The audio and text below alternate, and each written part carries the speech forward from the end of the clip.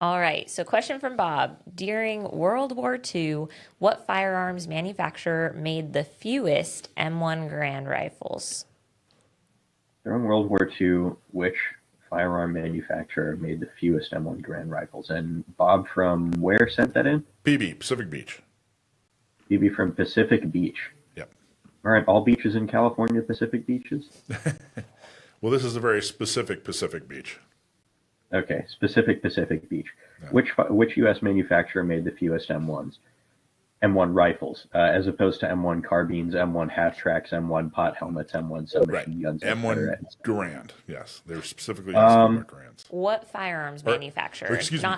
Not what. Garands. M1 Garands. Sorry. Oh, Yeah. what firearms manufacturer? Okay. Yes. Ask the question one more time. During World War II, what firearms manufacturer made the fewest M1 Garand rifles? There you go. Ooh, this is actually a tricky one, because I know with 1911s at least, you had a huge number of manufacturers making them, and some only made very, very few.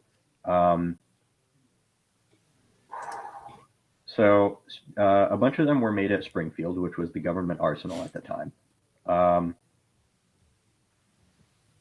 Ooh, yeah, this is actually kind of tricky. It's Oh one of the man, things this is the one I thought you were going to get. All right, go ahead. Work it out. So Springfield made a bunch of them.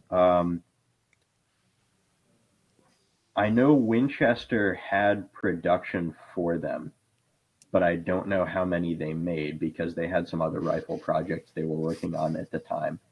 And I don't know what Remington was doing at the time either. What do you got? I don't know. Yeah. Man, this is tough. I know this is wrong. I'm just gonna say Winchester made the. No, wait. I'm trying to think, but I know this is wrong. I'm just gonna throw out a name. I'm gonna say Winchester. I'll say maybe only two firearm manufacturers and a bunch of other stuff manufacturers made them, even though again that's probably wrong.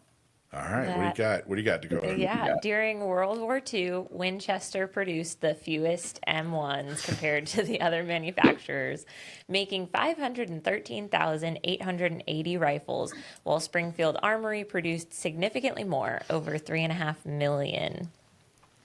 Do you want a more detailed breakdown? We've got one for you. Go for it. Keep going. Yeah, let's hear it. They provided a lot of info. All right, so Winchester produced 513,880, ending production in 1945.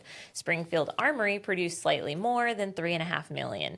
During World War II, only two companies, Springfield Armory and Winchester, manufactured the rifle, with Springfield being the original producer and Winchester joining later to meet increased demand. Initially, Springfield was the sole manufacturer.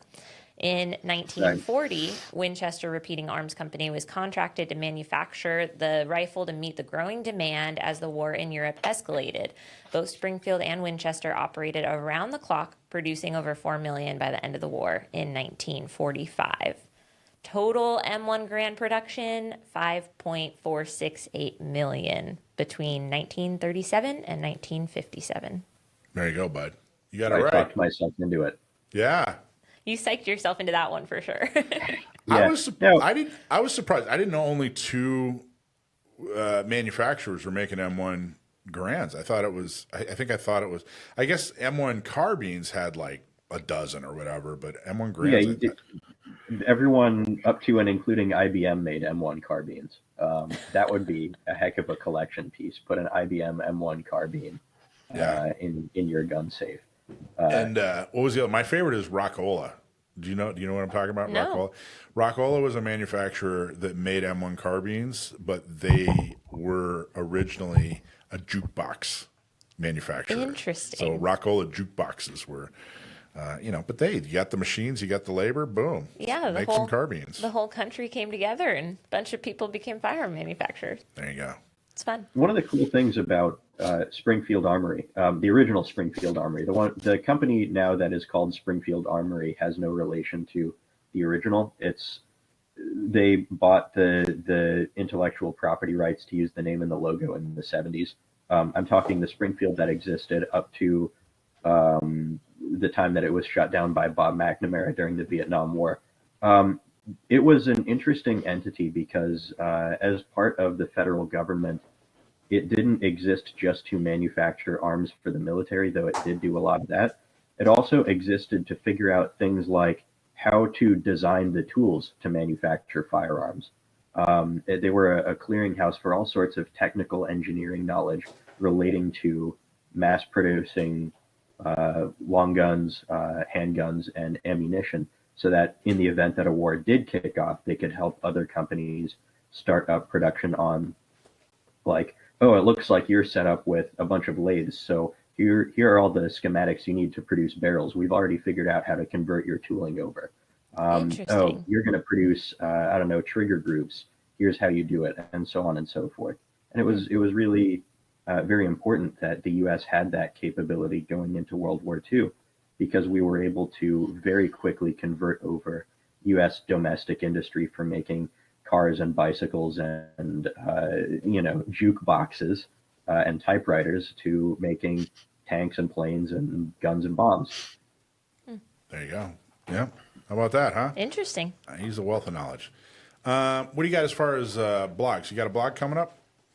Yeah, I posted up a blog post about, I think, 2 weeks ago, called "How to Really Read an Executive Order," and in that one I go into like how to read these things with a critical eye.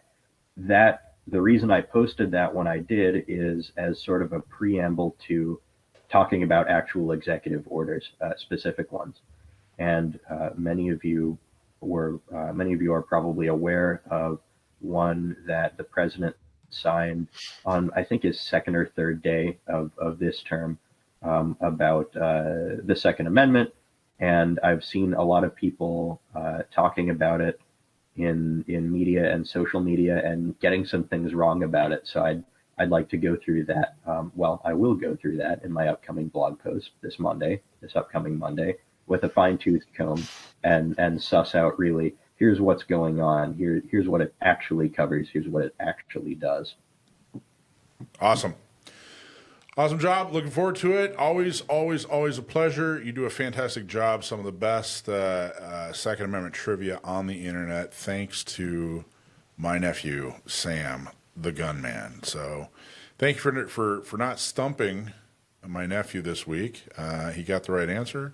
Winchester did produce the fewest M1 Garands in World War II. So thanks, Sam. See you, buddy. Talk to you next week. Appreciate it. Thanks for having me on, and thank you everyone for watching. Hey, everybody. Thanks for watching. I'm Michael from Gun Owners Radio. If you liked what you saw, please don't forget to like, subscribe, share, and make a comment. Help us out. Go to gunownersradio.com. Thanks for watching.